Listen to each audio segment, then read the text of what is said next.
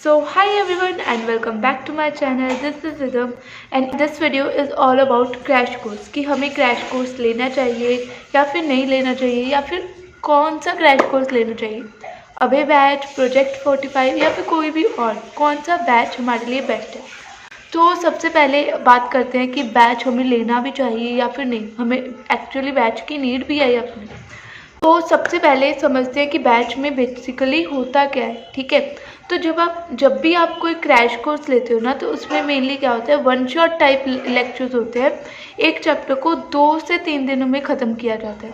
ठीक है, अगर हम साइंस या फिर मैथ जैसे चैप्टर की बात करें, ठीक, फॉर एग्जांपल वन शॉट आपका 3 घंटे का है, तो वहाँ पर बैच में अगर 1.5 घंटे की क्लासेस लग रही हैं तो 2 से 3 लेक्चर वो लगते हैं।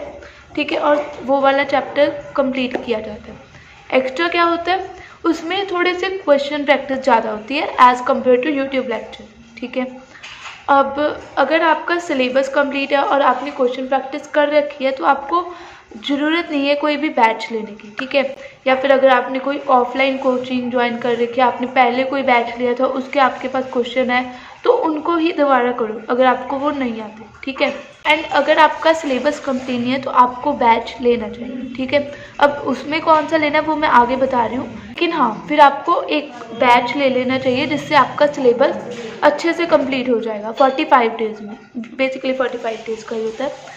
तो इसमें भी अभी 2 ऑप्शन है। अगर आपको खुद से मतलब आपको पैसे नहीं खर्च करने, तो आप क्या कर सकते हो, खुद से कंसिस्टेंट रह सकते हो।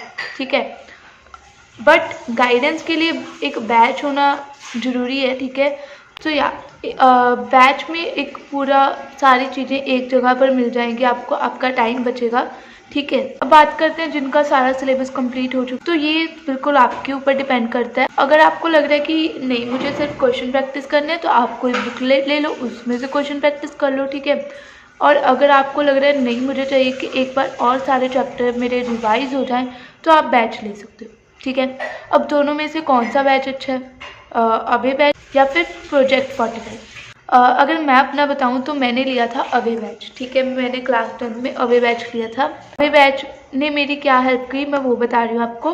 तो मुझे 45 डेज़ कंसिस्टेंट रहने में हेल्प की, क्योंकि डेली के डेली हमारे लेक्चर्स हो रहे थे। तो मतलब मेरा ये था कि नहीं, बाकी दिन में कुछ किया या फिर नहीं किया, बैच के लेक्चर्स वगैरह वो तो लगानी है। ठीक है, बैच में बैकलॉग नहीं होना चाहिए। तो वो कंसिस्टेंसी से मैं भी बैठी और बैच में भी कंसिस्टेंसी से लेक्चर आते गए। तो 45 डेज़ में मैथ, साइंस, एसएसटी मैंने यही बैच से पढ़े थे। ठीक है, इंग्लिश वगैरह बैच से नहीं पढ़ी।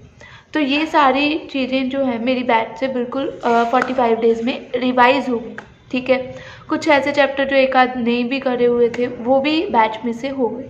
ठीक है, तो अगर आपके भी अभी चैप्टर्स रहते हैं या फिर आपको एक रिवीजन चाहिए या फिर आपके पास कोई गाइडेंस के लिए नहीं है, तो एक बैच होना बहुत ज़रूरी है। ये डिपेंड करता है कि आप अभी तक किस टीचर से पढ़े हो।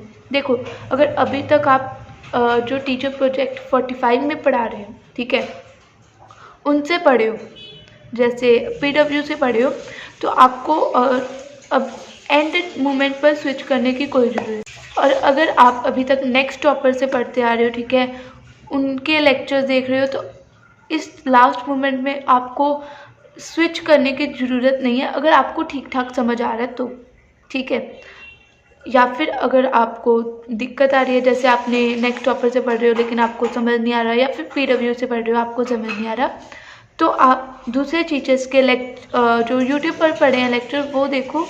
ठीक है, और जो भी आपको टीचर्स अच्छे लगते हैं वो देख के आप बैच चूज़ कर लो। ठीक है, तो ये तो थी कि बैच ने मुझे कैसे हेल्प की, लेकिन कुछ ऐसी चीज़ें भी है जो एक ड्रॉबैक होती हैं कहीं ना कहीं, लेकिन वो कोई कवर नहीं कर रहा। सभी बोलेंगे हमारे बैच में डाउट फीचर है, AI फीचर है, ये वो। ठीक है, लेकिन जब मैंने बैच लिया था तो पूरे 45 डेज़ में जितने भी हमारे लेक्चर्स हुए, उसमें सिर्फ मेरा एक डाउट था जो सॉल्व किया गया बाय टीचर। ठीक है, तो एक डाउट SST का वो सॉल्व हुआ था मेरा 45 डेज़ में। तो क्या मुझे एक ही डाउट आया होगा? नहीं, बहुत सारे डाउट आए होंगे, लेकिन वो डाउट सॉल्व नहीं हो पाए और ऐसे ही वो डाउट चलते गए थे। ठीक है, तो आपको ये ध्यान में रखना है कि ये सारी चीज़ें बैच में, ठीक है, डाउट का काफ़ी रहता है कि डाउट सॉल्व नहीं होते। देन सेकंड प्रॉब्लम जो ऑनलाइन बैचेस में होती है कि ऐप क्रैश हो गया, चल नहीं रही वेबसाइट, ये सारी प्रॉब्लम बहुत आती हैं बैच में, जिसकी वजह से जब हम मतलब हमारा आधा टाइम उस पर वेस्ट हो जाता है।